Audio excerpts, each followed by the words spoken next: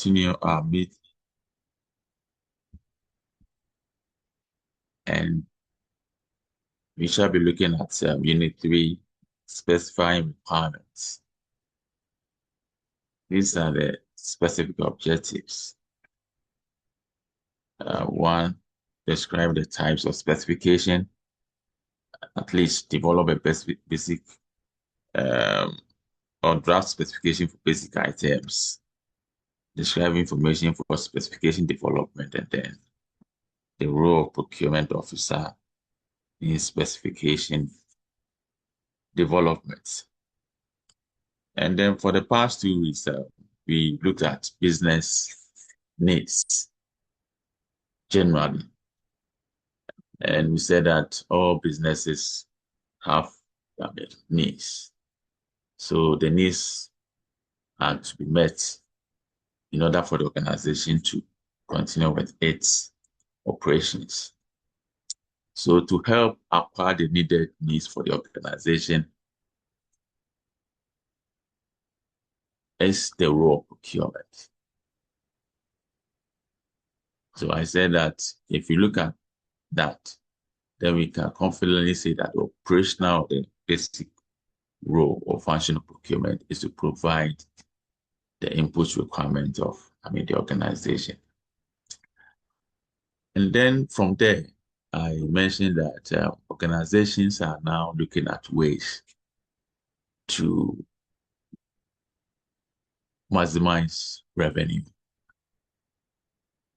and looking at ways to improve its profit margin.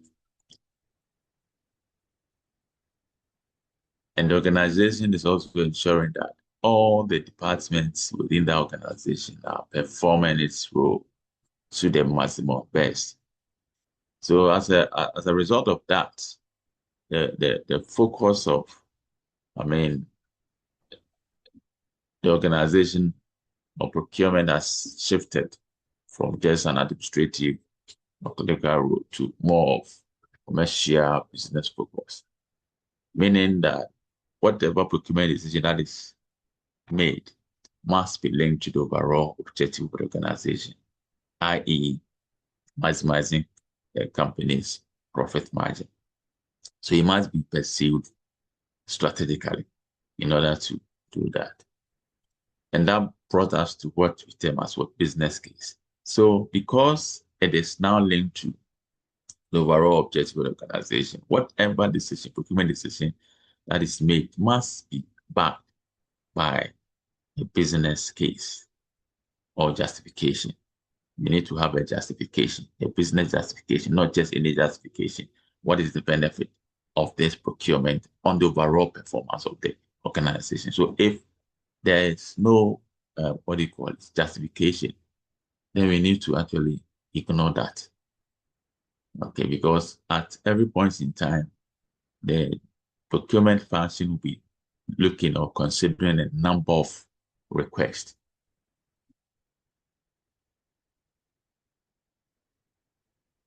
At the same time, the organization does not have all the resources it needs to undertake its operations.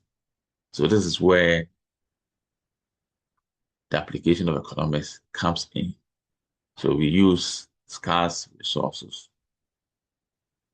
We manage it in such a way that we'll be able to get the needed outcome at the end of the day. So once a procurement request does not have a justification, once the justification is not even linked, sometimes the justification will come, but the justification is not linked to the overall objective of the organization. We need to, ignore that acquisition and focus on, items that have direct, benefit to the organization. And then we also look at procurement cycle. And then we mentioned the practice metrics that because now we are doing a lot of things, at the same time, we have limited resources. So we need to prioritize our procurement,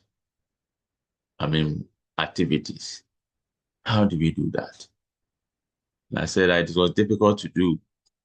It's not just a list of scale of, I mean, preferences. We need to um, look at the items and how crucial or critical the items are to the organization. So until 1983, there was nothing like um, uh, this matrix. So it was developed to primarily help entities to prioritize procurement activities. So according to the metric, there are four quadrants. We have leverage, non-critical, bottlenecks, and strategic items.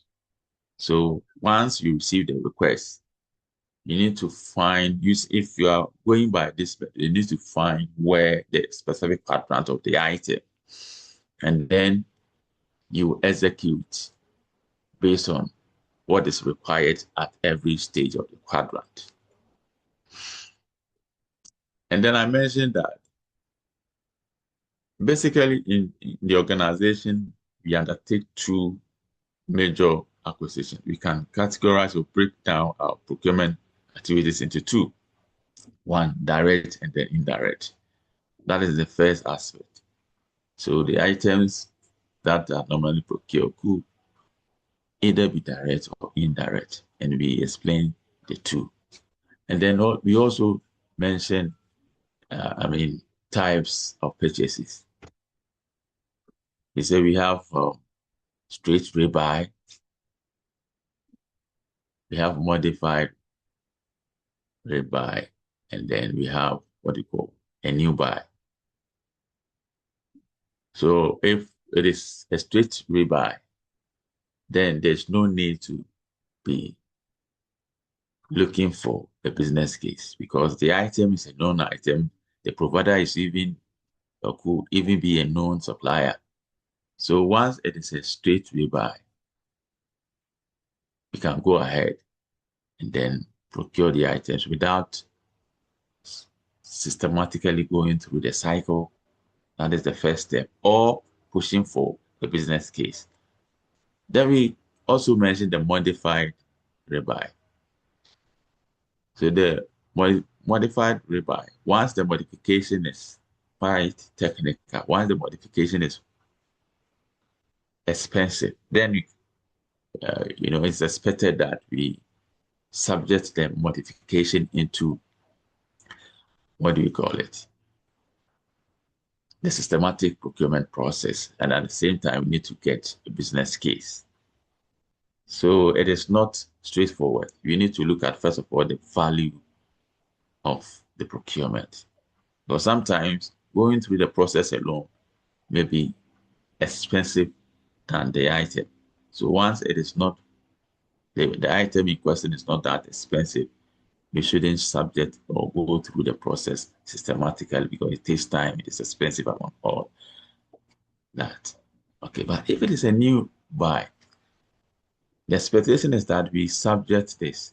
However, we must also look at the value, even though the principle is that once it is a new buy, once the product is unknown, we need to subject the acquisition or the procurement process into a systematic, processes. At the same time, push for what do you call it? The the justification or the business case or must have or come with a justification. That notwithstanding, we need to look at the value.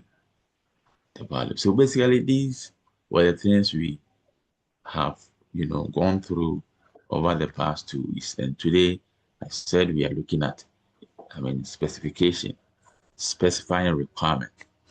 So when we talk about specification, it can be defined as a statement of needs to be satisfied by the procurement of what external resources. Statement of needs. In other words, the specification defines what the purchaser wishes to procure or acquire.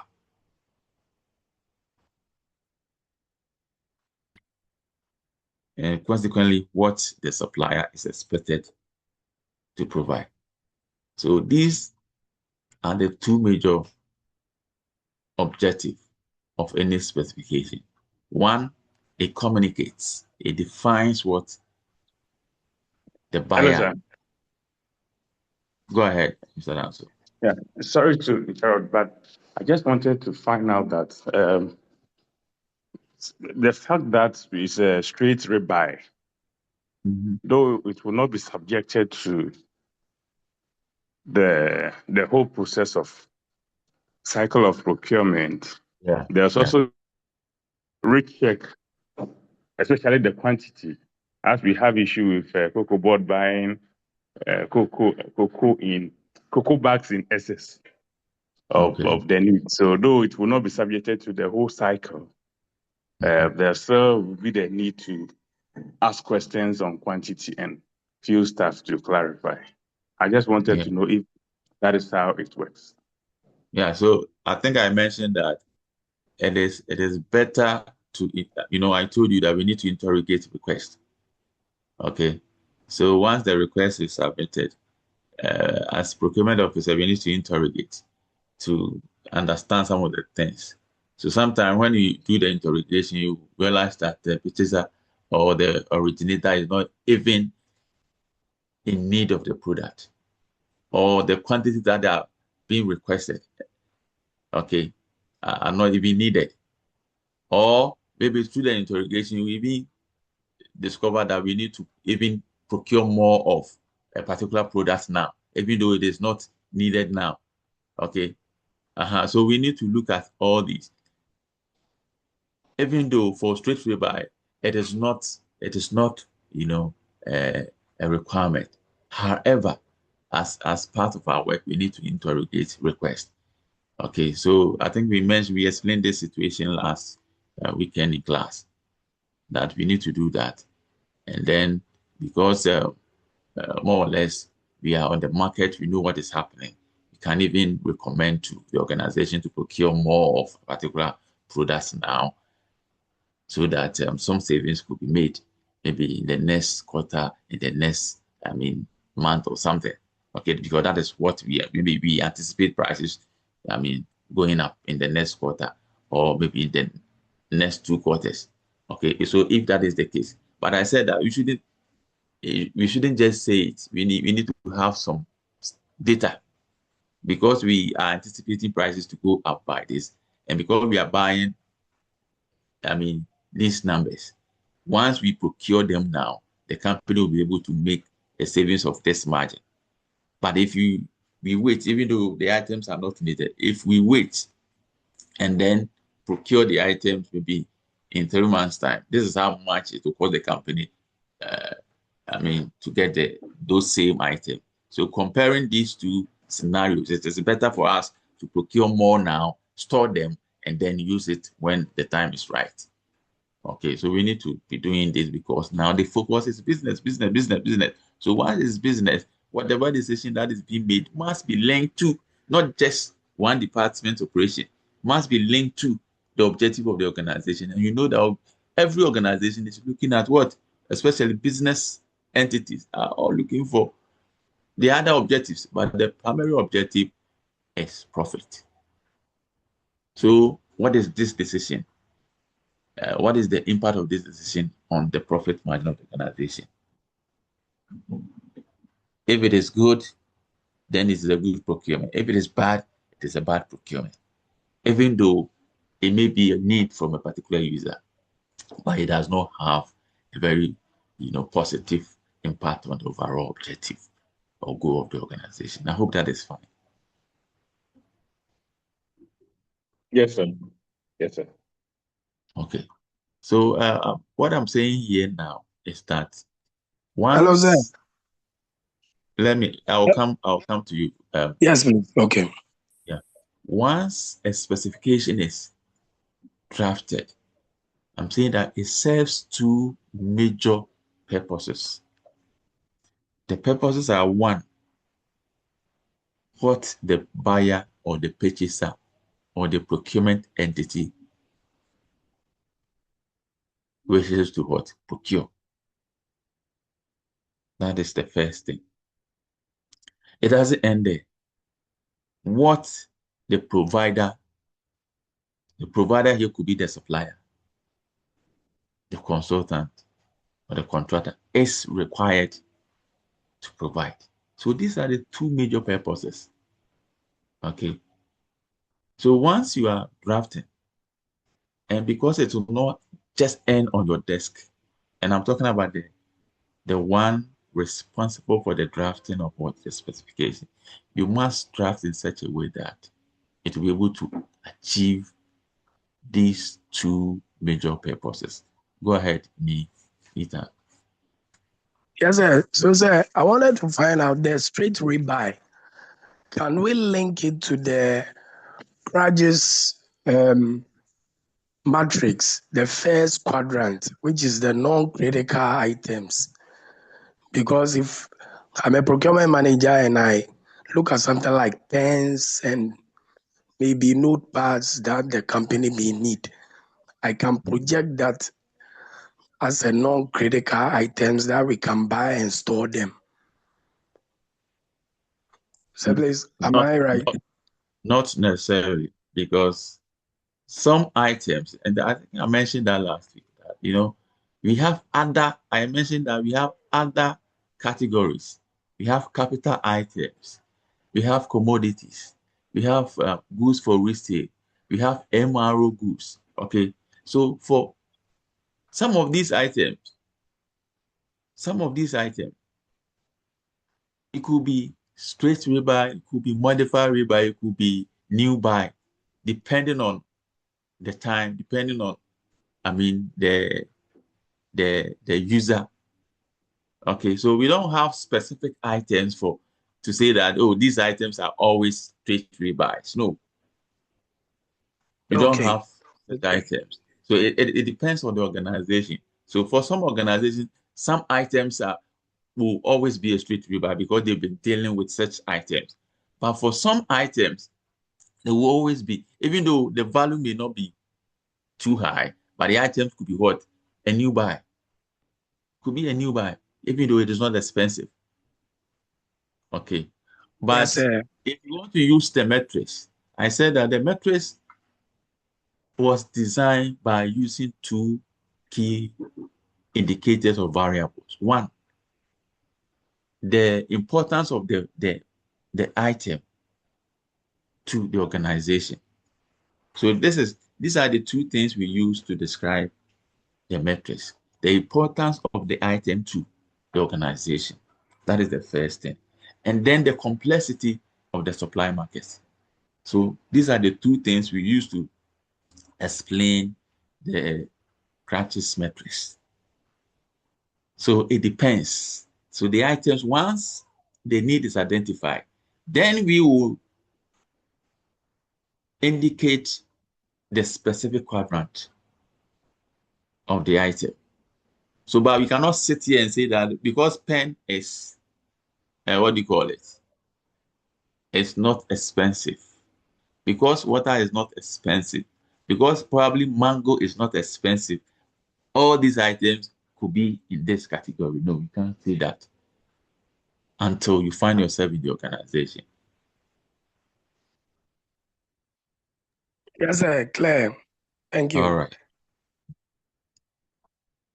Okay, so types of specification. Once you want to define your need, you can use so many ways to actually do that. Okay, so these are the types. We have performance specification, technical specification. In fact, these are the basic types. We have technical specification, we have functional specification, physical properties, commercial standards, design specification, engineering drawing, materials and method of manufacture specification, brand or trade name, samples, market grade. These are, and many more, okay, are the types. Okay, so it depends on the purchaser. Okay, Ni. Good morning, Doc. Good morning. I would like to find out if technical specification is the same as conformance specification. Okay, so I will talk about it shortly. Okay, so Noted, sir. all right. So these are the examples or types. These are the types of specification. And then I said that we have basic types, basic, very common ones, the technical one, the functional one, the performance one. So when we talk about technical specification, it defines indicative technical and physical characteristics of a product in terms of physical dimensions, capacity parameters, inputs and output, chemical formula, printing format, type of material to be used in manufacturing, maybe the location and purpose, among others. So technical, the focus here is what the indicative technical and physical characteristics of the product. So here the height, the weight, even the color. So once you are specifying, once you are defining your need using these technical and physical characteristics, then we can say that you are using technical. And then we have the other type, we have functional. So the functional defines the function to be performed by the product. It defines the function to be performed by the product. Example, a machine tool, a medical operating block, automated record keeping system, a lecture theater building, maternity block, among others. A sales unit classroom block. So it gives what? The functions to be performed by the product or the item. Okay, so that is the functional. Then we come to performance. So performance specification defines the performance required of an item, or not just the item, but the procurement focus. It could be works, it could be goods. So performance required of what? An item. Example, a compressor, a photocopy machine. So once we see a photocopy machine, so for the performance, it starts like first it will have you start the performance specification more or less with the functional, okay, and then you go straight to talk about the performance. So look at this, a meat grinder. So once you say a meat grinder, just like that, it is what? Functional. A meat grinder. Or once you say a maternity block, once you say it, it is what? A functional. But if you go further to add the specific performance requirement, then you've moved away from the functional aspect to performance. So a meat grinder suitable to grind 3 kilograms of fresh meat 12 minutes per minute through a cutting plate with 0.25 centimeter holes. A photocopier machine capable of printing 1,000 pages per minute, blah, blah, blah. Okay. So once you do this, you are focusing on performance specification. And then Ni Manche wanted to find out the difference. Are they the same? Conformance, technical specification.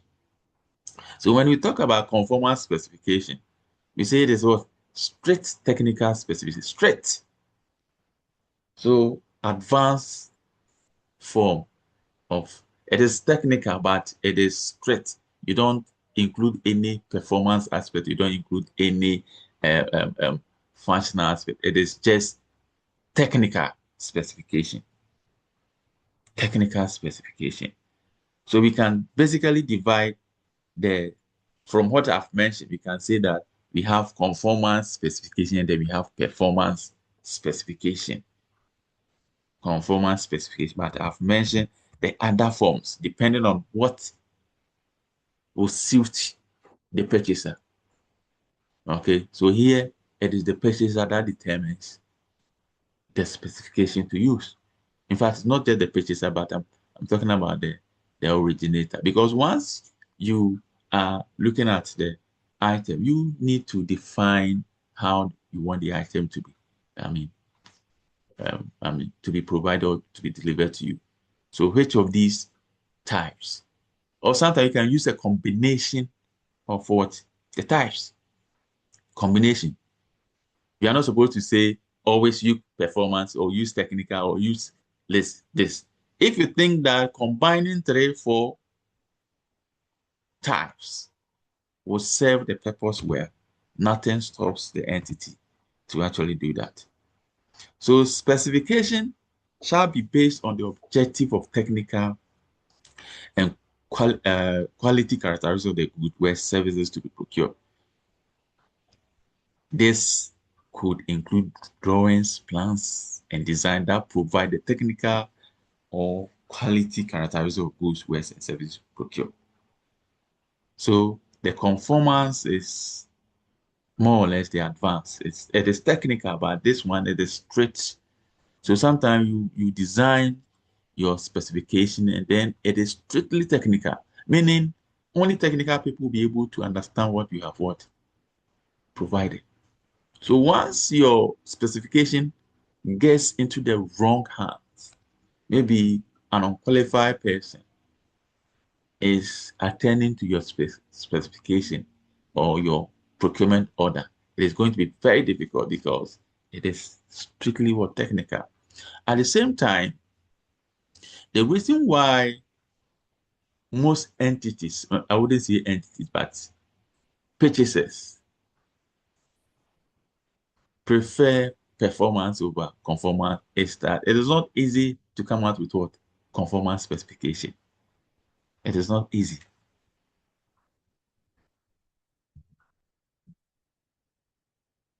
It is not easy. Okay, so a purchaser may find it difficult to prepare technical specifications which are sufficiently clear and comprehensive to ensure satisfactory tenders from suppliers.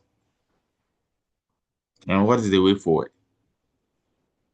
Engage experts who will be able to prepare satisfactory specification. Satisfactory. So from this, let me ask you, who has the right to design the specification? Whose mandate? Who is supposed to design the specification? And this is a question to the whole class. Mr. Danso, is your hand up? Yes, Go ahead. sir. Go ahead. From where I sit, then it will be the requester together with the procurement team. Okay. Whoever the requesting department, they should come up with their specifications that the procurement team is going to work with. Okay, wonderful. Ni manje. Okay, so I would say it's a cross-functional something, especially depending on the requisition in question.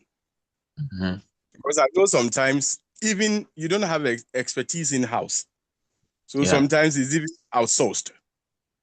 Okay. To other, so I think most of it would depend on the item in question, and then sometimes it's cross-functional. Thank you, Doc.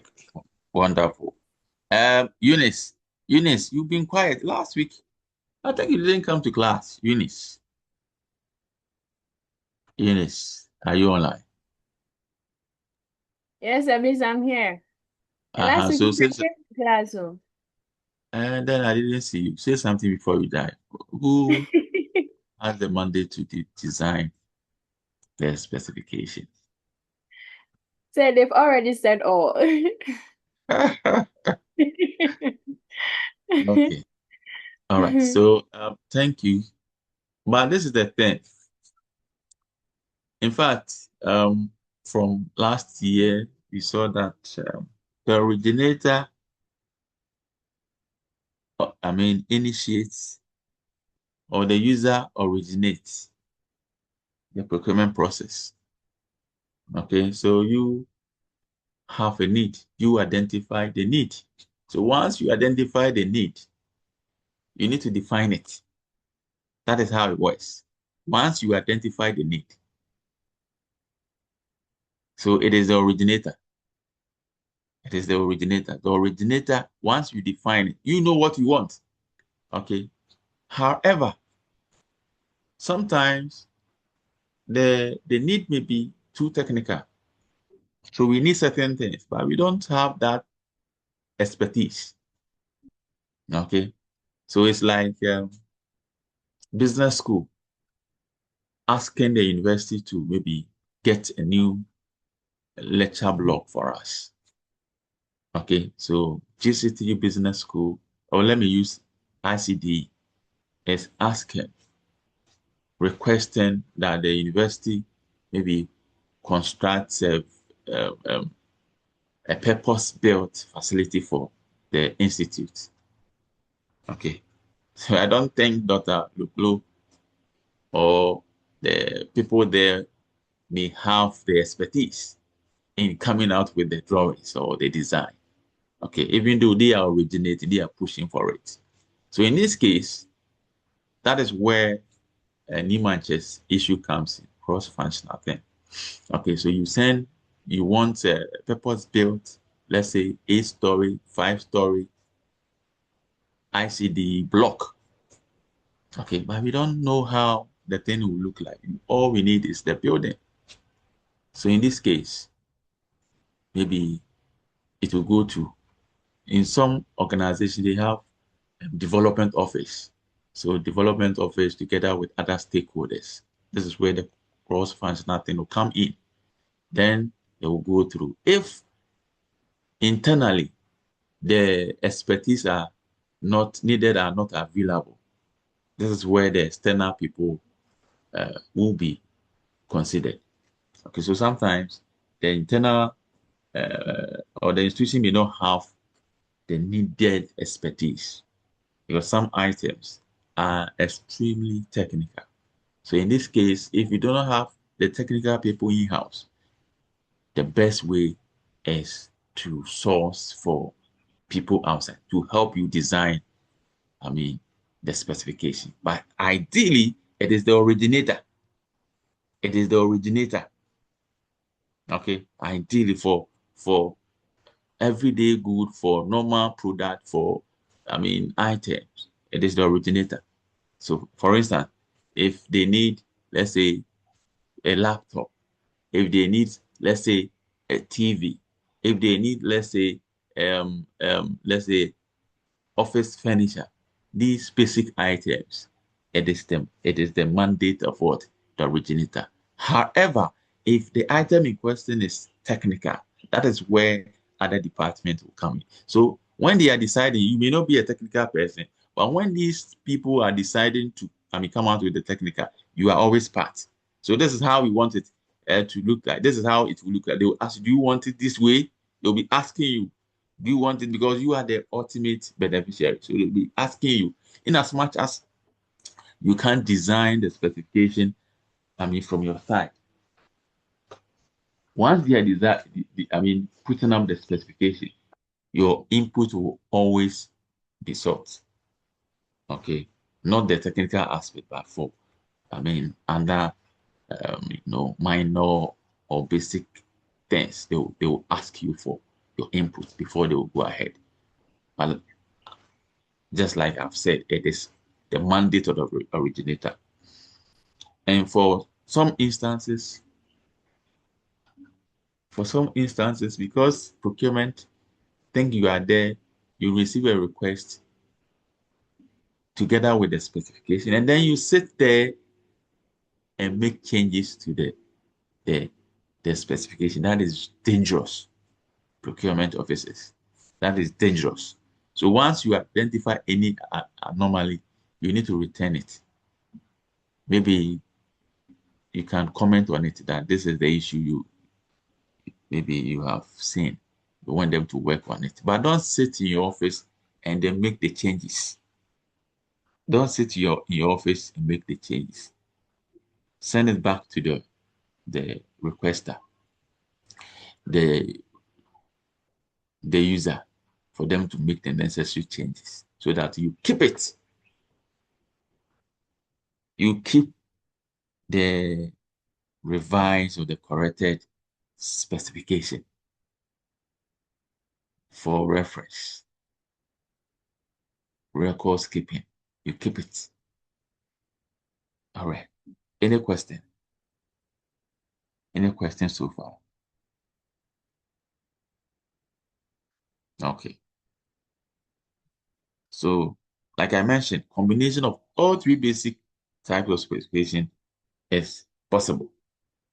So a product can be specified using more than one type of specification. For example, a truck can in principle be specified using technical specification. Example, maximum length, maximum wheelbase, among others. Functional, type of expected load, service condition, performance, fuel consumption, maintenance requirement, among others. So we can put all of these together, especially the basic ones. Don't forget that the specification serves two major things. Okay, so whatever type you are using, make sure it can serve the two major purposes. You can even use all the types you know in one procurement, but ensure that it still can serve the two major purposes. One, by communicating your need or your wish clearly to the provider. And then two, once you get to the provider side, the provider will be able to understand, be able to decode what has been designed, and then honor your request. Okay. So specification should include key factors and characteristics, including a description of the goods to be supplied, the output required in amount and quantity, and where appropriate related to time, quality and performance standards to be achieved. We'll talk about quality later, but normally once we talk about quality, the common indicators are the ISO standards. So we can use the ISO standards. Or if you have your own quality standard, you can even indicate it there. When and how the performance of the product will be measured in quantitative terms. Any ancillary services, example, training, maintenance, that will be required after delivery. And this is very, very important because there was a time Ghana Water procured, I think, one of their machinery, massive machine from France. And the supplier, this is what I'm saying now is more than, it's over 20 years. It's over 20 years. So what they did was that, I mean, the supplier was, I wouldn't say the supplier, maybe the manufacturer. I don't know what happened. Was based in France. It's a French company. And then the instructions on the machine was in French at the time. No English. So even though the item was good, coming from a very renowned company. However, because the language of instruction or the manual was in French, it was difficult. And I got to know this because, my uncle had his PhD in, not only his PhD, his master's and PhD in France, and electrical engineer at the time. So he was called to actually help the company assemble the the machine. So we need to look at all this. So once we are buying things, China, we need to ensure that it has both the Chinese, the English, or other languages. And if the contract is for periodic supply of product, you need to also indicate a delivery schedule. Maybe every quarter, first Tuesday of every quarter, first Tuesday of every quarter. You need to indicate it in the specification. So a good specification should therefore state the requirement clearly, concisely, logically, and unambiguously.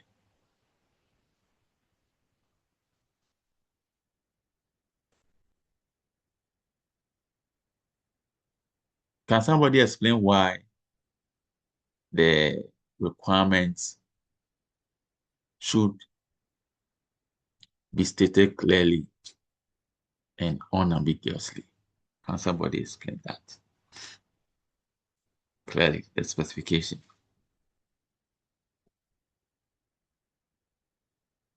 Okay, Mr. Champon, go ahead. Yeah, so good morning. I think since procurement deal with other departments as the finance department, sometimes the requirement or the specification shouldn't be something that the company cannot achieve. And with the clearly and the concise, it should be able to be communicated, as you said earlier on. It should be able to be clear to the procurement department so that they can understand or understood what the originator is trying to request for. So, sir. Okay, thank you. So let me say this briefly.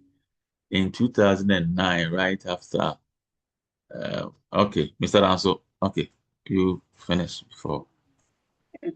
So what I also want to add is that since the specific will not, the specification will not remain on the desk of the requester, that others have to work on it for them to be able to satisfy the needs. They have to give them the exact details, and it should not be ambiguous where somebody have to think that maybe he means this. Though it may be technical, you should also know that it's the different officers that are going to handle it. So if they're really shorthand and those things, we have to take off all those details and then make it straightforward for any other person that when you pick it, you'll be able to understand and then Wonderful. satisfy that demand. Yeah, perfect. Okay. Nathan, you want to add something finally to it? I think that you have to be clear because your voice is powerful. Can you hear me? A bit. Okay, go ahead. Yeah, so I'm saying that, as Randolph said, he has to be clear, straightforward, so that even when the layman picks it, he should quickly be able to understand and then just push it to whoever is supposed to work on. It shouldn't be complex. Yes, Yeah. Thank you for the contribution. So, like I was saying, in 2009, after my first degree, together with my friends, we went to one hospital in our community for internship. So when we got there, they said we should start at the records department. No, not records, claims department. So, at the claims department, this is what we were supposed to do. Once the patient is done, once the hospital, It's done with the patient. The folders will come to the claims for us to prepare the claims for insurance payment. Okay, so we will transfer the drugs given to the patient into the format, the claim form, and then cost the drugs, input, compute it, and then send it to National Health Insurance for payment and all that. So when we got there, in fact, the two of us were economics graduates. And you know how the doctors write. How they prescribe drugs and other things. So when you take the folder, you can't see anything, even though they are handwriting there, but you can't see this is the word, this is the drug, you can't see anything. So for about 1 week, we were just sitting in the office. When we take the folder, we would just watch and watch and watch. We couldn't get the name of the drugs. So we went straight to the pharmacist because the claims was under the pharmacist, and told the pharmacist that this is the situation. We don't have any qualification in health. We are economic students, but we have never worked in the hospital before. We don't have this experience. So it's difficult. We can't even see what has been written in the folders. At the time they were using manual. You go to the hospital, they'll give you a folder. Now everything is electronic. But 10, 20 years, 15 years ago, it was not like that. So the pharmacist said that, okay, this is how we're going to help you. Instead of starting from the claim, come to the pharmacy. So once the pharmacy's staff are serving, they will tell you that this is this is that, this is this is that. So that finally, when you go back to the claims, you'll be able to know the drugs. So, okay, that is important. That is very good. So we went to the pharmacy, and then in no time we're dispensing drugs. So the folders will come to us. I will first of all look at the diagnosis. And then once you see the diagnosis, you know the possible drugs before you even look at the list. So for instance, if a patient has been diagnosed of, let's say, malaria, obviously the drugs will be what? Anti-malaria. It could be Lonart, it could be Artemether, lumefantrine at the time, Artemether, whatever. There will be paracetamol, there will be this. So these are the possible drugs before you even check. So once you check, you see those drugs there, and then it became very easy for us. And there's a reason why doctors write that way. So you can't fault them. You can't tell the doctors to write clearly because there's a reason behind it. But in our case, once you are designing specification, you can't design it anyhow, because I said that it serves two major purposes. Once you are communicating what you want to procure.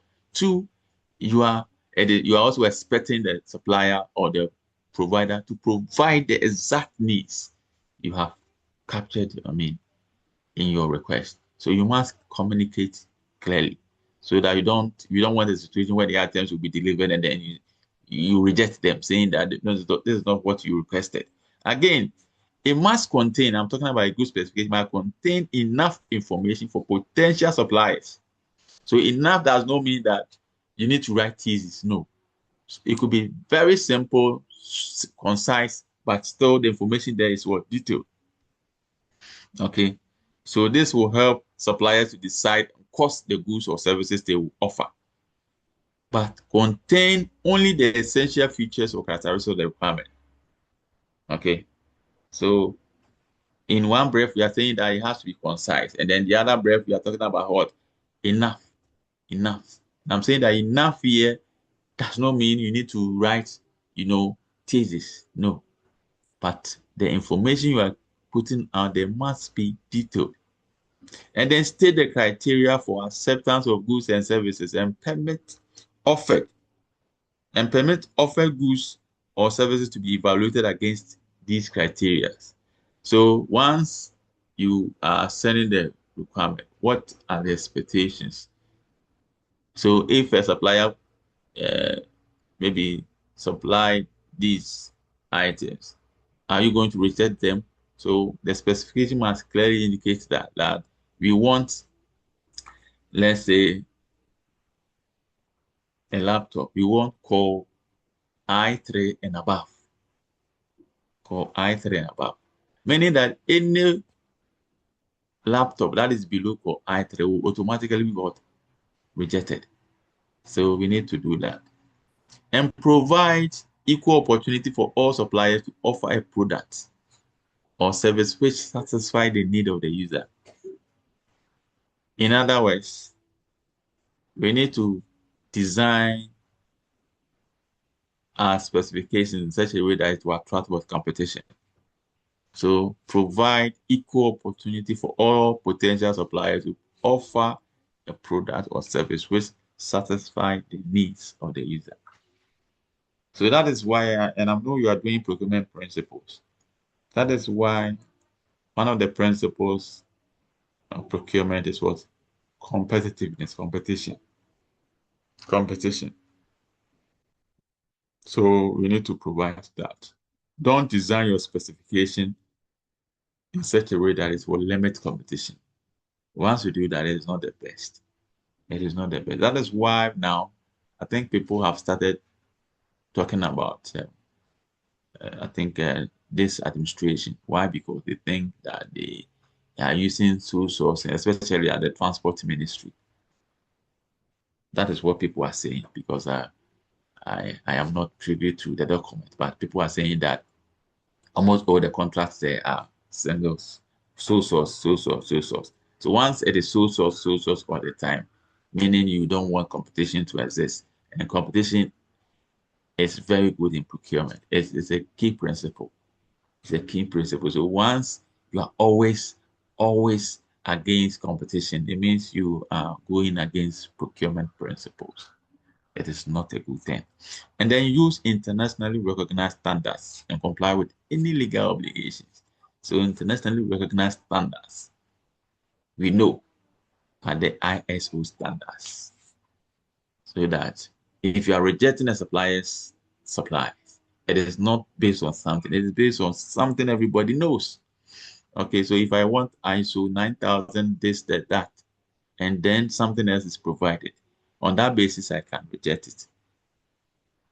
Okay, so everybody knows. Everybody knows it. Internationally recognized.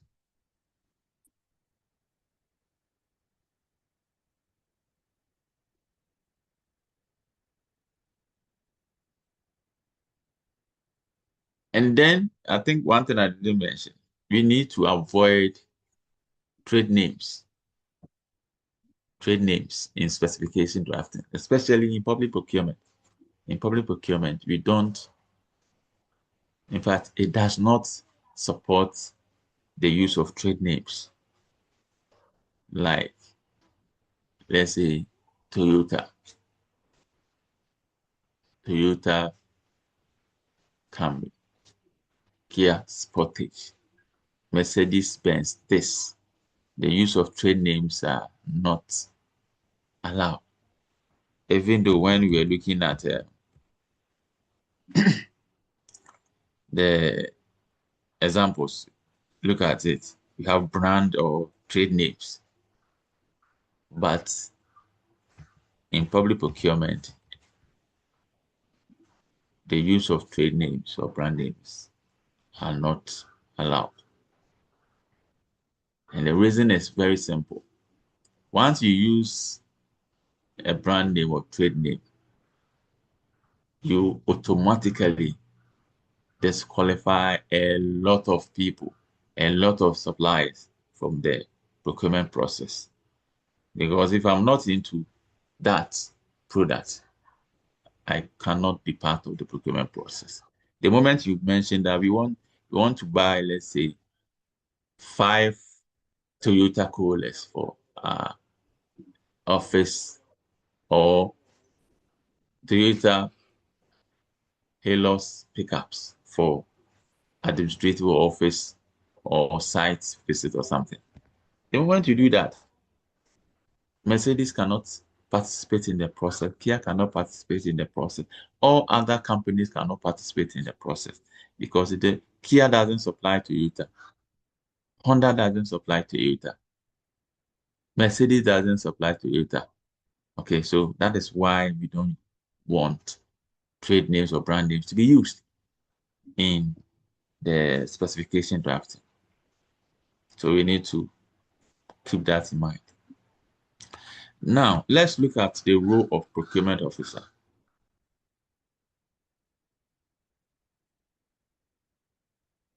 In the specification drafting. So during the development and review of specification, the role of the officer is to provide expertise in procurement procedures and practices.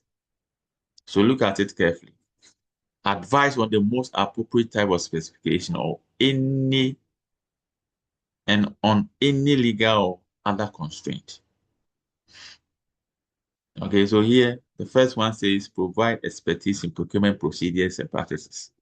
So once you receive the request, I said you need to do certain things at the beginning. First, you need to interrogate the request. So once the request passes your interrogation, then you move to the second stage. Okay, so you are interrogating the request to identify certain maybe lapses or loopholes in the procurement process. Okay, so once it passes through that test, then you need to look at the method, the procedure. We have a lot of procurement methods, and I am sure you consider that in procurement principles. Okay, so is it open bidding? Is it restricted bidding? Okay, are you using, let's say, margin of preference? Okay, so here, that is what the procurement officer will come in to help. So looking at the nature of the product, you need to use this. Looking at the nature of this is how best we can go with it. So that is the first thing. And then you advise. So it is the mandate, it is the role of the user to come out with the supplier, the specification. But once you see the specification, knowing definitely that the specification is supposed to serve two major or critical objectives, you need to recommend the appropriate specification. So like I said, once you identify any issue with the specification, don't sit in your office and change. Okay, so you can make the recommendation. You can advise. Okay, you can advise them.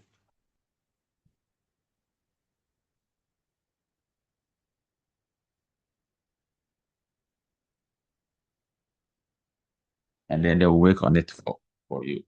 And provide access to existing specification, assist with market research. So sometimes the item maybe has been done or has been procured previously. Now there are some modifications anyways. So we can use previous ones.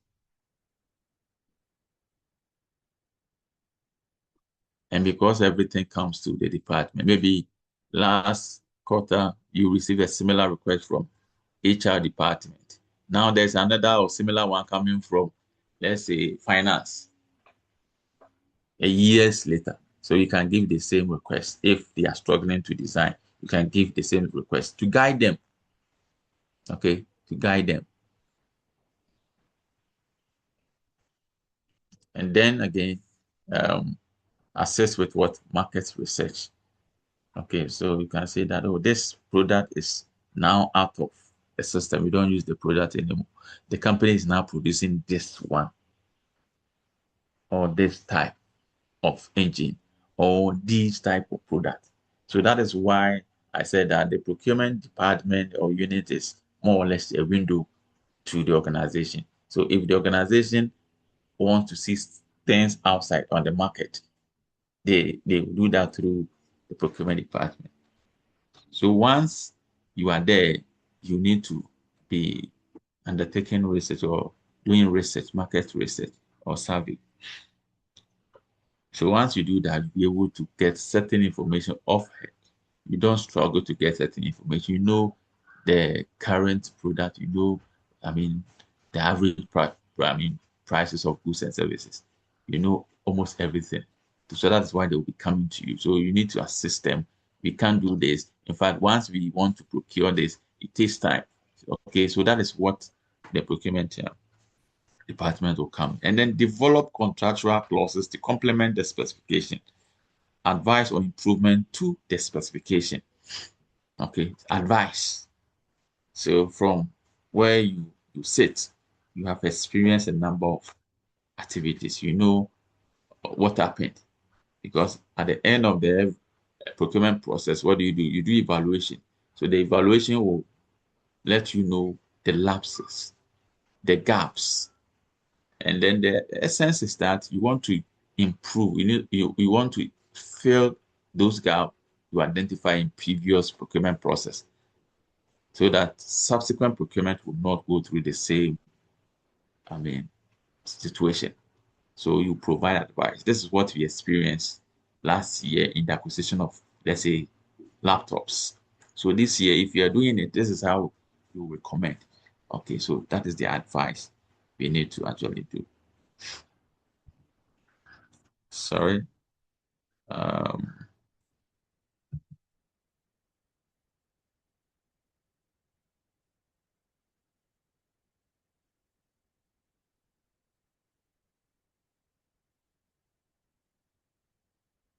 Okay. And then criteria to assess compliance of tenders. So whatever methods are used to define the requirement, criteria to assess compliance of tenders with the specification will be required. Okay, so here the participants are aware that this is how their tenders are going to be assessed or going to be evaluated. So if we are going to use Chair, margin of preference, Chair, yes, madam. Yes, madam. please, your screen is not showing. Oh, okay. Yeah, Sorry. the screen. Sorry. Right.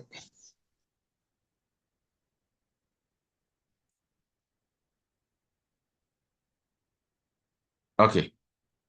Yes. So I think.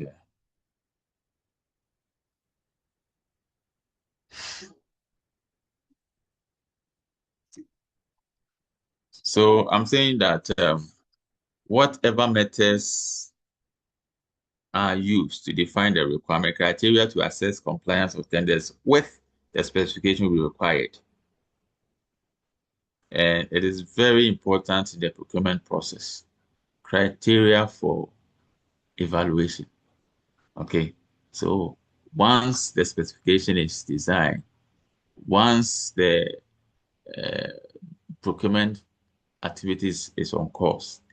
In fact, you don't introduce the requirement here, requirement for evaluation in the middle of the procurement process. It is known by the tenderers even before they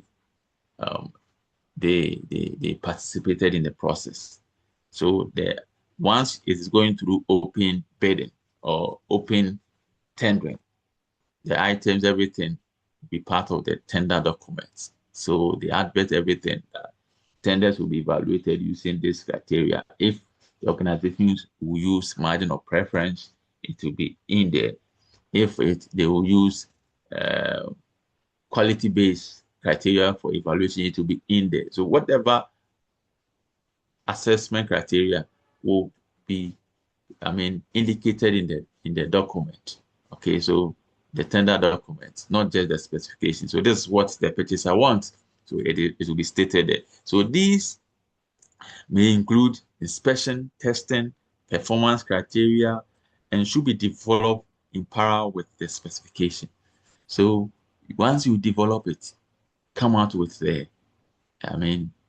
these requirements, so that if a supplier is providing what is expected or is under, or is not meeting the requirement, it has to be there. But you don't sit there and then you determine that, oh, this one doesn't meet our requirement, this one doesn't meet our requirement. Meanwhile, the suppliers are not aware of your what the evaluation requirements. So they need to know that this is how their tenders are going to be evaluated on. So once they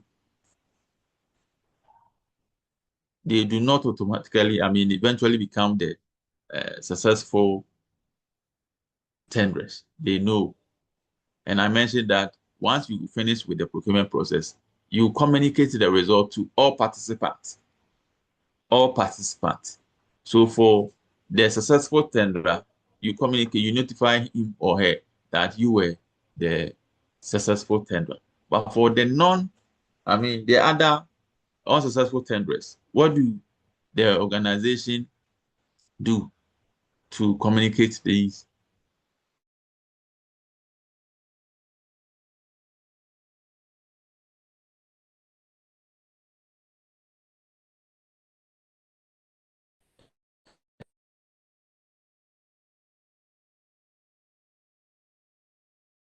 The outcome of the procurement process. Term this. How do we term this exercise? Yes. Are you with me, please? Sir, please, can you come again? Because I think we lost you. You were not here. Okay. What I'm saying is that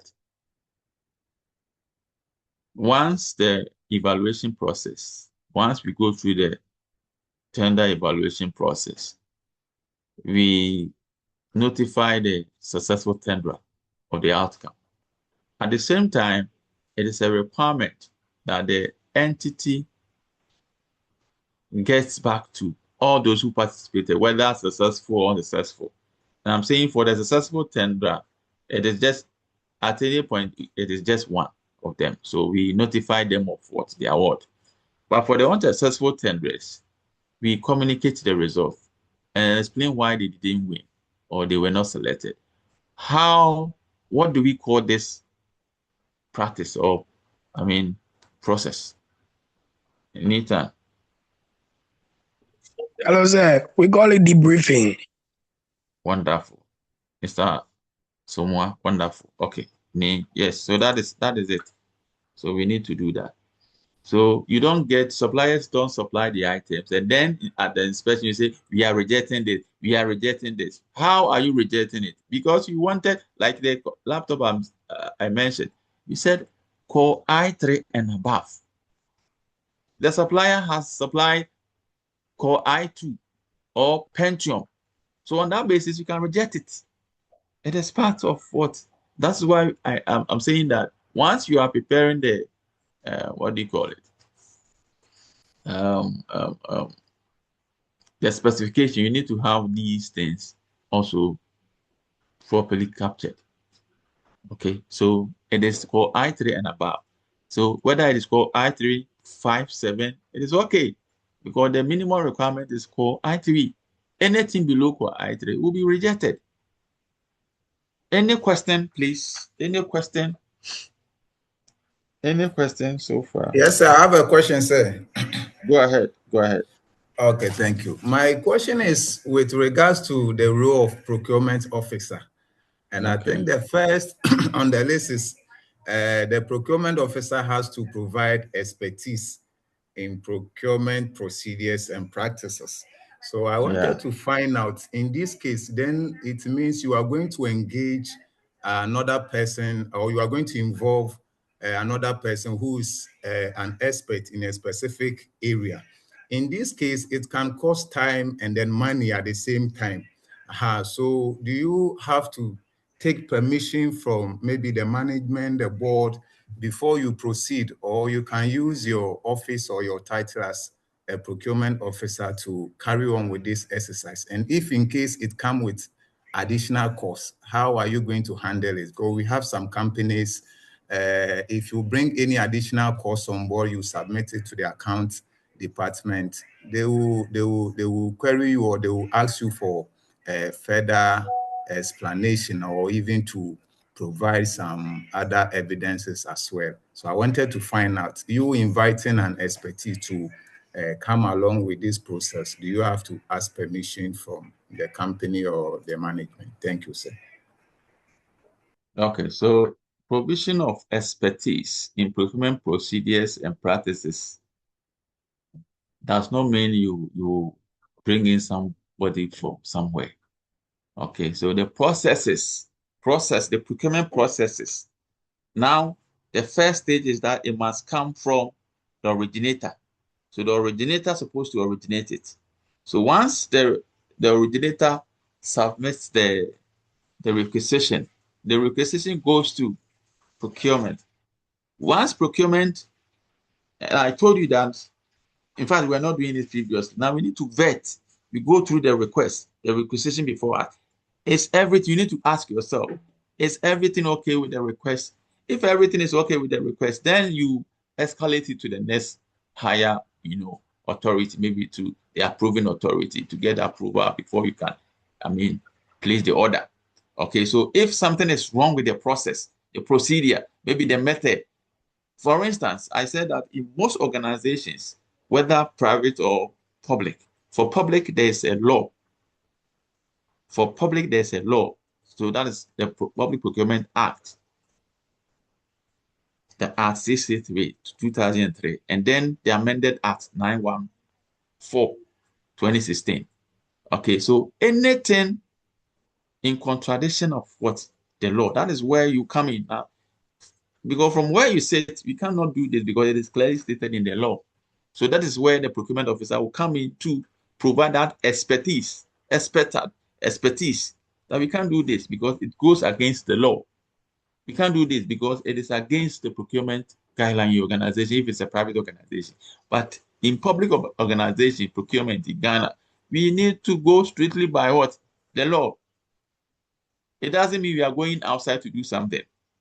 Okay, so we are going through, you are just monitoring the process, making sure that it is in line with procurement processes and procedures. I don't know if you are getting me. So that is what you are supposed to do. Okay, so once we get here, this is what we're supposed to do. Once we get here, this is what we're supposed to do. So assuming supplier, the originator submitted a very detailed specification. You vetted the specification, everything was on point. Now, there's nothing wrong with the specification. The items have been delivered by the supplier. And then once we check, everything is intact. Everything, just like it was captured in the specification. Now, the user is saying that we cannot accept this product. Why? Because it is not used, it is not product A, product B. So here again, the procurement officer will come in and say, no, we cannot reject it because you requested, your request was based on some specification. All the specifications have been met. So whether the product is your preferred product, maybe you wanted something from a particular company, whether it is coming from your preferred company or not, once the items are within the requirement, you cannot reject it. The moment you reject it, the supplier will take us on, and that will bring huge cost implication to us. So for us to go through the procurement process again, it's going to be, something else. So this is what you come in, you advise, you provide that expertise that you cannot reject it. Once the items are within the requirement, you cannot reject it. Or we can reject it because the items are outside our requirements. So this is what the procurement, these are some of the things procurement officer will do, because the expectation is that you know what you are doing. You know the environment very well. So if people, other stakeholders are going against what is supposed to be done, you're supposed to bring them on track. You're supposed to bring them on track. You need to advise. So they will call you, what is this thing happening? Then you explain to them, this is why this thing is happening. The supplier, in fact, the provider provided something else. Now, the items have been delivered based on the request, but the user is saying that we cannot, and that is unacceptable. You cannot do that. You can only reject the items once the items are, outside the requirement. I hope that is fine. I saw other hands. Nimanche first. Yes, sir. Oh, okay. Okay. So can I go ahead? Go ahead. All right, sir. So, sir, the Procurement Act is standard, is there. And I believe the professional procurement manager technically works on it. But in the legal aspect of it, during the preparation of the specification, Do we need the legal department to also come in at some level to ensure that everything, especially around the legalities of whatever is going to be procured, is also standard? So I'm saying this because I remember the issue about the ambulance case in Ghana. So Okay. if you recall, you realize that there was an issue with letters of credit, bank guarantee issue, and that was the basis of most of the arguments they went on at the court. So I just want to find out, do we really need the legal department to come in, or because the act is there, and as a procurement manager, I follow the act and I prepare it, that is it? Or I still need to go further and invite the legal department to go through? Okay. Thank So you. that is a good question. So like I said, and that is why the procurement officer, I mean, when we talk about specific, that is why the procurement officer is there. So you provide what? Expert advice. You direct the procurement, process. So first of all, you have received the request together with the specification. And then if you see any issues, any lapses anomaly, you need to ensure that the correction is what done. Once you realize that you need certain things to be done, because I mentioned that sometimes it is important to, have what we call collaborative, you know, specification, because you require services of other departments. Okay, if that is the case, that is where the procurement officer will come in. That you see, this is more technical. In fact, it is more legal. So we cannot just do this without, consulting the legal department. So it is up to the procurement department. Once the request gets, the user will not say that this thing it is legal, so I'm going straight to the legal department. No, you need to tender your request. If you can't do that, you notify procurement that we need this, but we can't actually come out with the specifications. We advise. Then procurement office department will, put up the team, get the necessary approval, put up the team, and then together you have, what we call a cross-functional, more or less specification design. And then on that basis, other key players will be part.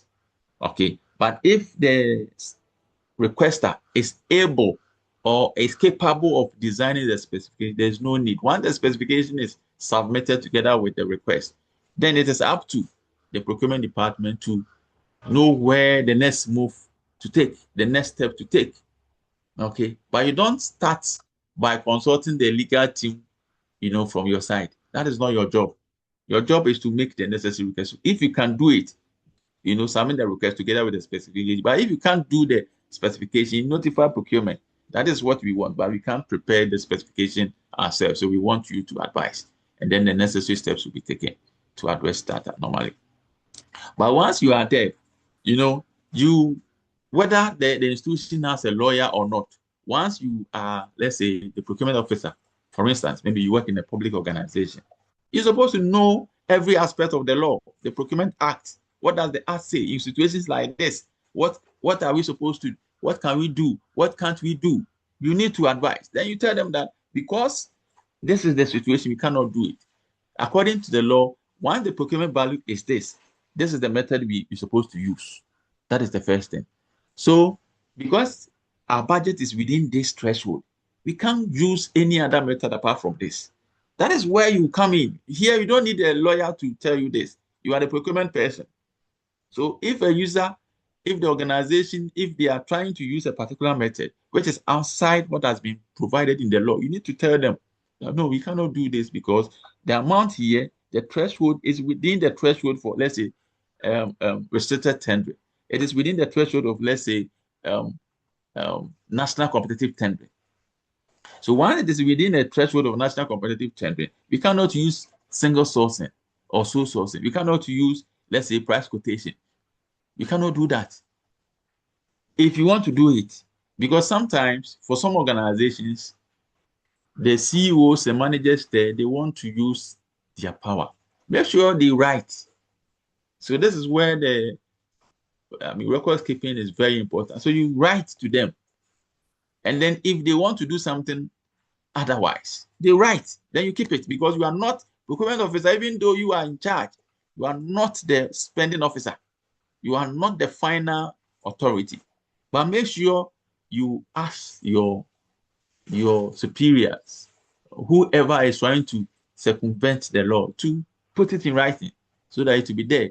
So that later, when you are called to defend, you will be able to do that with the records. I hope that is fine. Sir, that is fine. Sir, my final question. Hey, last one. Okay. Sir, last one. Sir, please, it's about sole sourcing. With the road ministries issue that has come up, I read on the media that one of the officers was justifying the reason why they have to do the sole sourcing, because if they should go through the normal restricted tendering and advertise, it would take almost like 2 years. So he was justifying it that because it is something that is needed, they have to do that. Say, can I fault him and say that, or the people who are against it, are they just exaggerating, or it's just politics? Or we can go further and investigate and see. Okay, so from where we sit, we cannot conclude that this person is right, that person is wrong. But you see, the law is very clear. The law is very clear on some of these things. Okay. Do we have an emergency? If you look at the law conditions for using single or sole source, all the conditions are clearly stated there. One of them is what? An emergency situation. Like a disaster has happened. Maybe there's a disaster, maybe our roads have been broken down, our interchanges have been broken down, something. Okay, so we need to fix it as soon as possible. That way, it is an emergency. So you don't need to, you can just write this to PPA that, because of the situation, everybody knows, everybody has seen that, let's say the Dubai, let me say the Pokwase has broken down because of, maybe we pray against that. Maybe there's this thing here, and then it's going to affect traffic in the capital. So we need to quickly get a contractor to fix the situation for us. So you go back to them, ask the same ministry, is that the situation? Is that the case? We are thinking about value for money. So going through the procurement process for 2 years and finishing everything within this year, which of these two will give us or will help us achieve value for money? You need to be asking questions like this. Okay. And then road construction is not something we need to be in a hasty situation or construct in a hasty manner. No. We need to do proper feasibility studies, mobilization, go through a whole lot, because look at the value involved. Huge. So why are we focusing on single source and saying something? So whatever, you see, if you ask people why they did certain things, they will always find, an answer, a justification why they did A but not B. They will always find a way. But whether it is good or not, is it captured? Is it in line with what has been stated in the law? If the answer is no, then it is wrong. If the answer is yes, then they can go ahead and do it. Simple as that. Because the law is very clear. The law is very clear. All the methods, there are conditions, especially the less competitive ones, like the restricted tendering, like the single source or sole source, two-stage tendering, price quotation. These things, once you want to use it, there are conditions. There are conditions. So look at the conditions.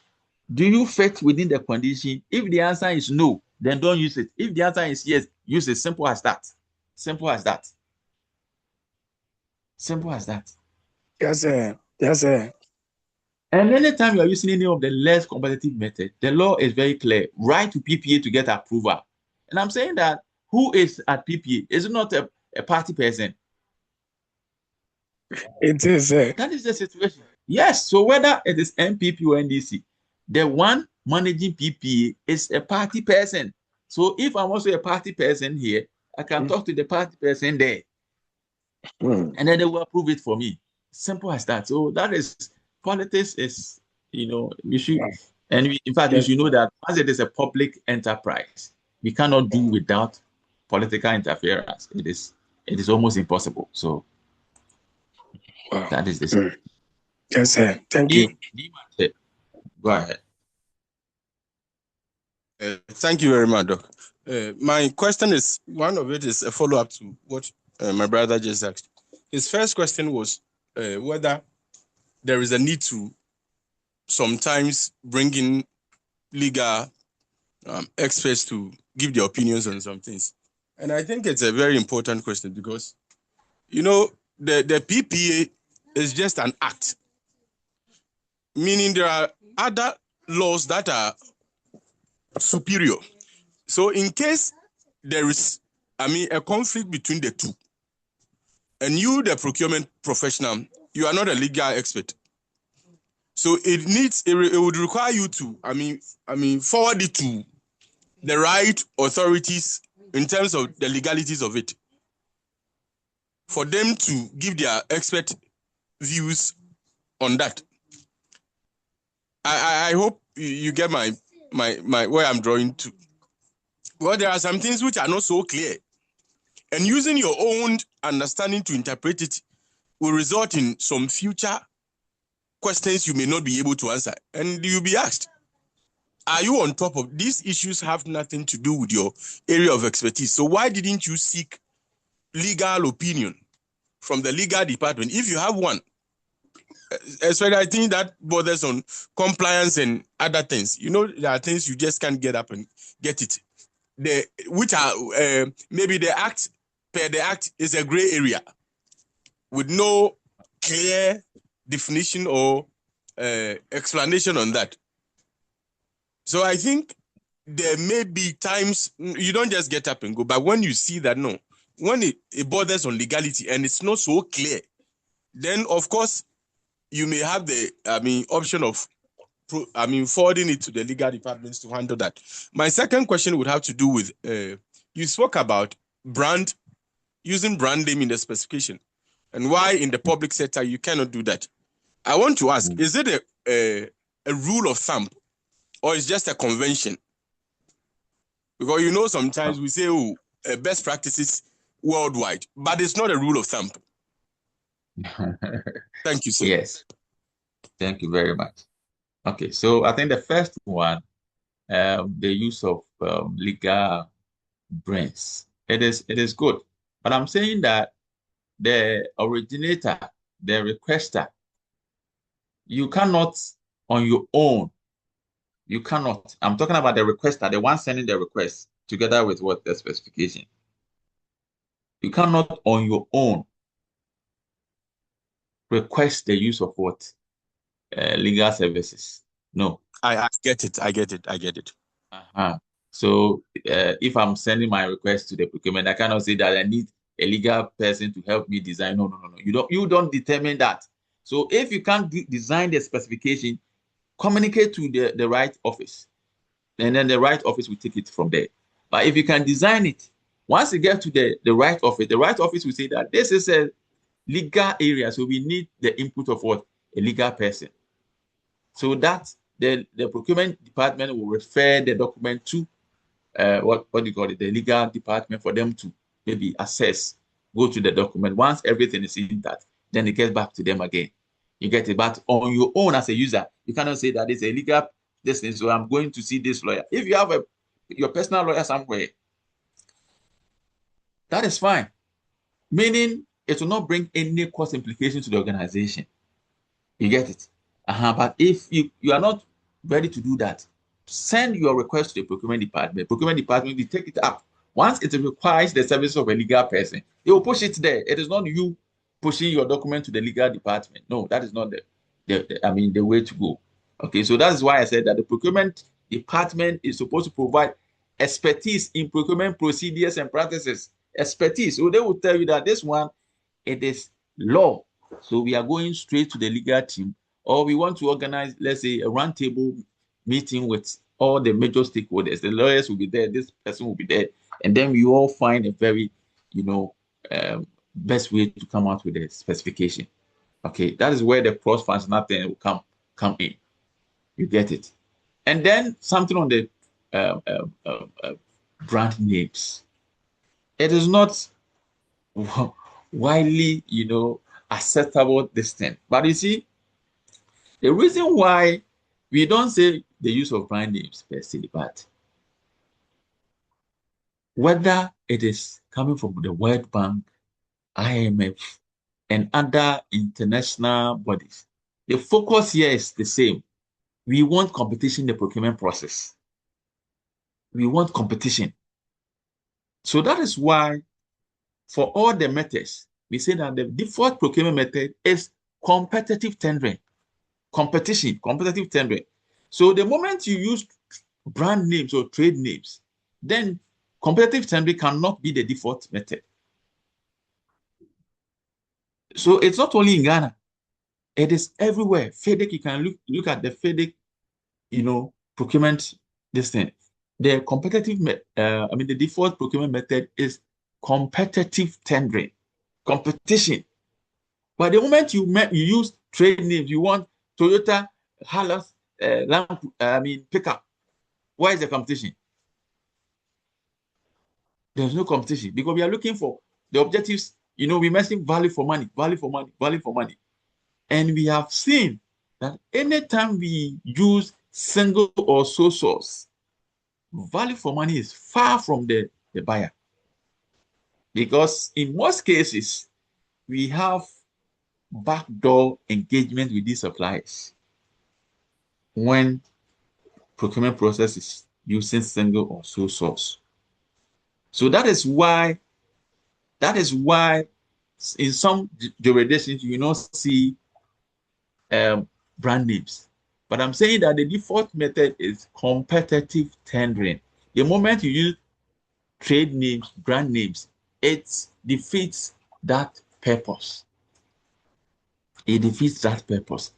That notwithstanding, even though we want competition, but it is not always competition is not always the best option. And I've given you scenarios where competitive tendering will not be a perfect procurement method. In emergency situation, you don't expect people or organizations to go through what competitive tendering. It will not help because you want to, answer a question or fill a gap or find an answer to a problem. So going through the process competitively, by the time you are done, all the people might have got dead and gone. So that is not their essence. So in emergency situations, there are certain conditions. I don't know. I think Dr. Achia will take you through that. Okay. So once you do not fit within the conditions, you don't do that. You don't use it. But ideally, once you have planned your procurement very well, and we did procurement planning last year. Once you had planned, once it meets the the threshold, then we must use competitive tendering for our procurement processes, all things being equal, because competition, anytime there's competition, the outcome is positive for the organization. Because a lot of companies, they know that I am in competition with maybe 10 other companies. For that matter, I cannot overprice.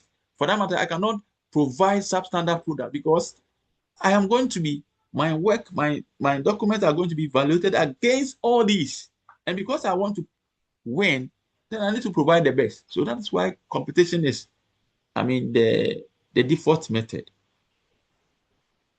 So there's a reason why when you come to Ghana, the law frowns on the use of, our people. Once we allow them, even now that we are saying that we shouldn't use brand names, people use what we call an intelligible way of drafting specification. And I think I mentioned that to you last year, that there's a public university in Ghana every time they have a vice chancellor, they try to give the vice chancellor Mercedes-Benz, brand new one. I think I've forgotten the type. Okay, so they want to. And then when the vice chancellor is leaving office, usually they will do something and then sell the car to him or her. Now, there was this new vice chancellor. So they wanted to buy the same Mercedes E-Class, I've forgotten. So they wrote to PPA because it is a non-competitive method or a less competitive method, single sole source or something. So they wrote to PPA and PPA said, no, you cannot use brand names to buy. We want to buy. They said we want to buy as part of a new vice chancellor taking office. The university wishes to procure this blah, blah, blah, blah, for the vice chancellor, and the PPA said no, you cannot do that. And now they use the window, the back door. We call it an intelligible way. So this is what they did. They went to Silver Star, discuss with them that we want to procure this car, but we don't want to use the brand name or the trade name. Give us your specification. We will use the same specification without mentioning the name. So they use it. And then PPA said, now go ahead because you didn't use any trade name or brand name. And eventually when they advertised, it was one company, Silver Star, that was able to show up because per the specification they gave out, there's no way Toyota could compete. There's no way Kia could compete because the specification was basically an intelligible way of saying that we want Mercedes E-Class. Okay, so that is it. So if there's a way of going about it, but avoid the use of brand names. But I'm just telling you that there's a more or less a legal way of using a brand name without mentioning the brand name.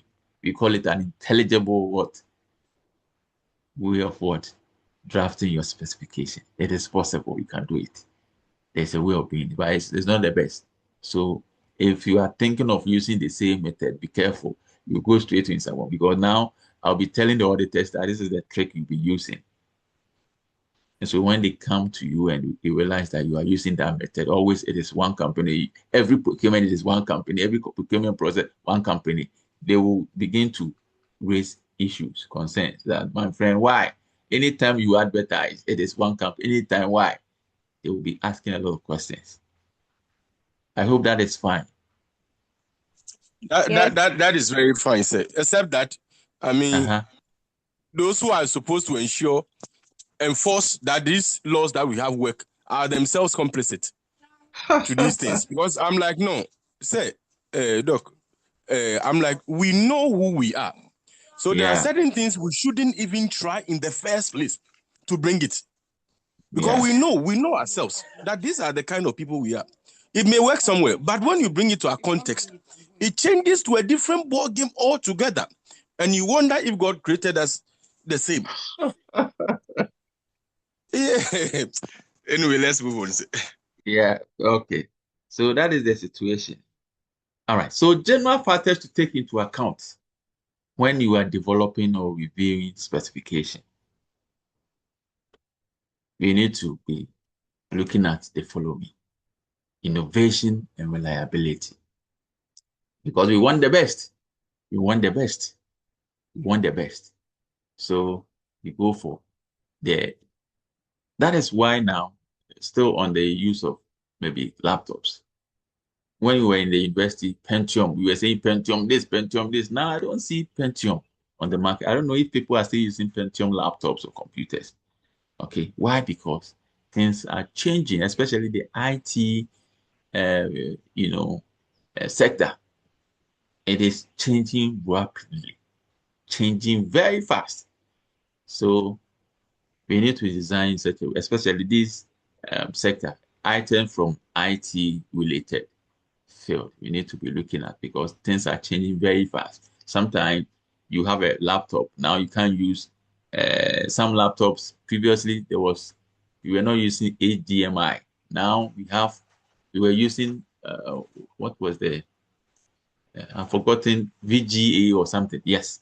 Now most laptops are not using the VGA. So we need to be very careful about this. So that's why we need to consider innovation and reliability. And then standardization. Once you are designing your specification, consider standard, especially in your organization. In your organization. Okay, so this is what you use. This is what you use. So maybe you have this, and then it goes for almost all the vehicles in the organization. It goes for all the vehicles in the organization. So there's a reason why, because you don't want to be changing. Maybe you have one mechanic. That mechanic has specialized in, let's say, Mercedes cars, or has specialized in Japan cars. Maybe it could be Toyota, it could be Honda, it could be Kia. Okay, so anytime you want to procure, let's say, vehicle, the vehicle must be any of the vehicles I mentioned, Japan related or Korea related, because that is what you have specialized in. So that is your standard. So you come to some organization, they will tell you that this is our standard. This is our standard. This is what we do. You can't go outside this. So if you want to do this, you must be within a standard. Okay, so that is the thing. You need to consider standard. Standard from your organization. Okay, standard from the quality wise. So in your organization, you don't use anything below this standard.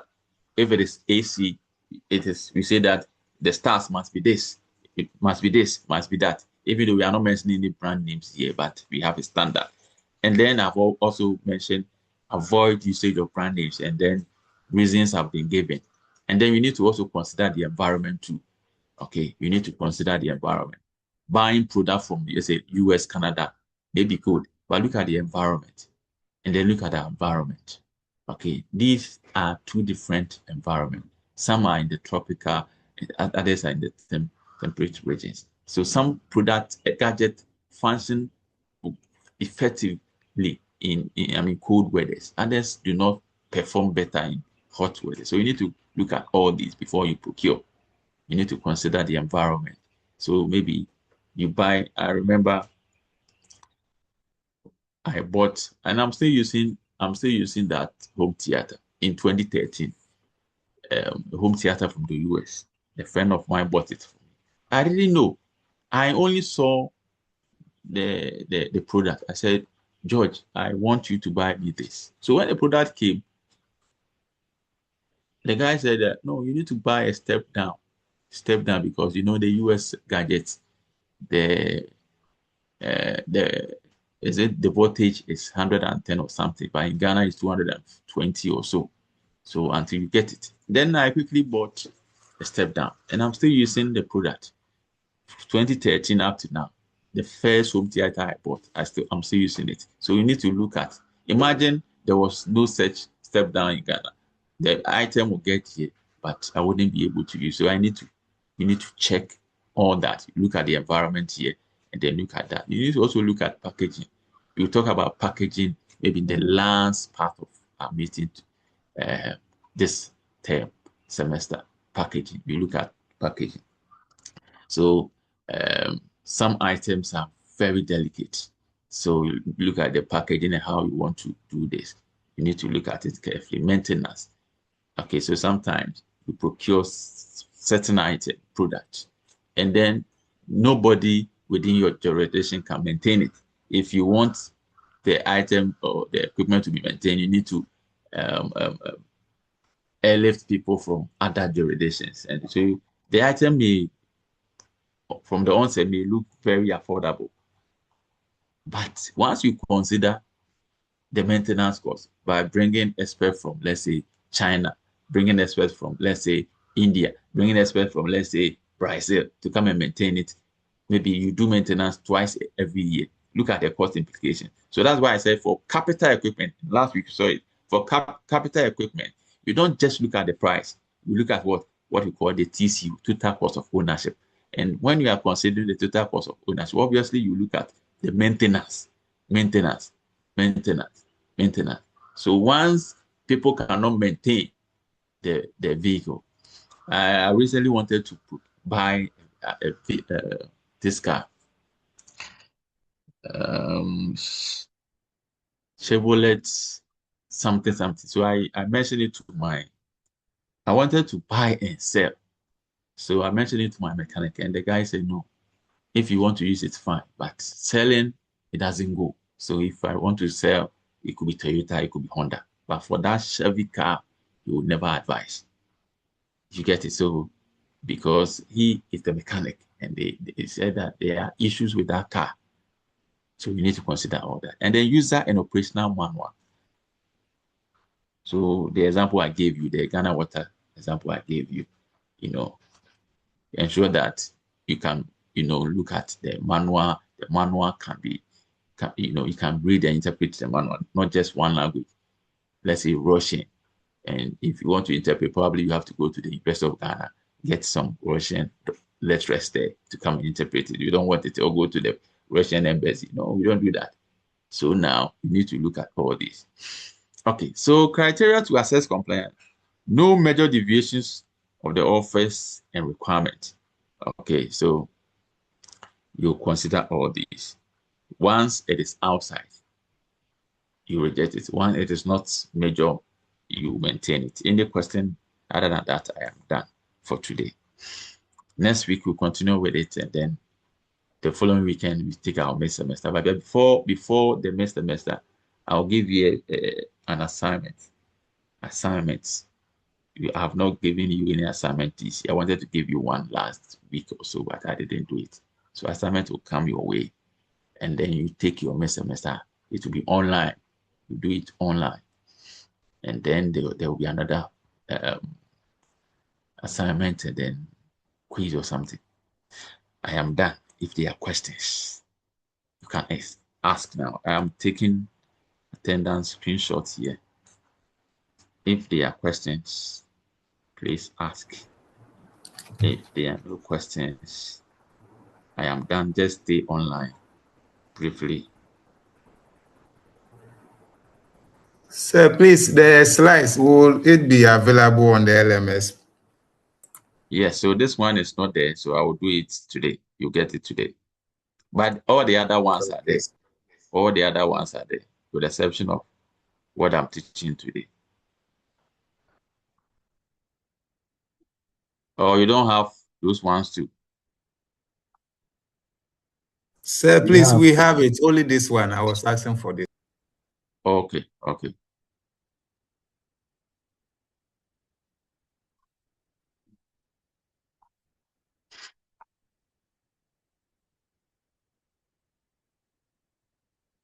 Okay, I think there's a hand. Hello, sir. Eunice, go ahead, please.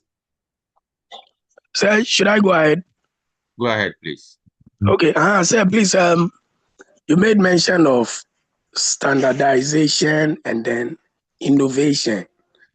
Okay. So I just want to find out, for instance, if there is a product which, as a procurement manager, you look at it, you look at the specification, and is going to take away the standard that you used to have and move into another new standard. Do you have to conform to that? And if you're able to justify it, can it be accepted? Or we should still maintain our standard we have? How are you going to justify? So once you are able to justify, that justification is enough. But how are you going to get that justification? Okay, you have a certain standard. You have a certain standard. People know that as for you, this is the standard you belong. Now you want to buy something that is below your standard, and you are thinking that you'll be able to convince or have a very good justification. If the company is going through, or is that not the question? No. So what I mean is that maybe there's a new product on the market, which the standard that you have is going to, the product is, let's say you have 116, but you were using 114. But this is the standard that you use always, but you want to move away from it. That's what I'm saying. Do you have to justify it before you bring it on board, or this one, because it is now 16, you can quickly go into that standard as a procurement manager?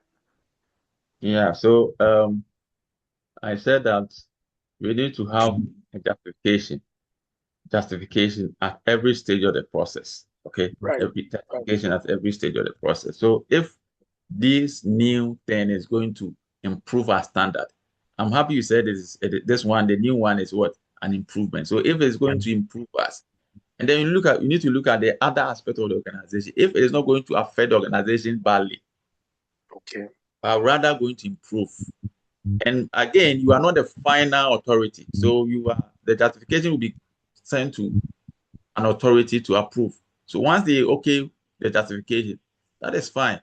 But you're not the final authority, even though you are sending the justification, but you're not the final authority. So whoever is in charge, if the person is okay with the justification, that is fine. But once it is in the best interest of the organization, I think it's good. Yes, sir. Thank you. Thank you. All right. Eunice. Hello, sir. Please, the attendance. Alfreda said she had an emergency, so she had to Who? leave. Alfreda Domensa. Okay. All right. Thank you very much. So we are done. See you next weekend. Bye-bye. Bye-bye, sir. Bye.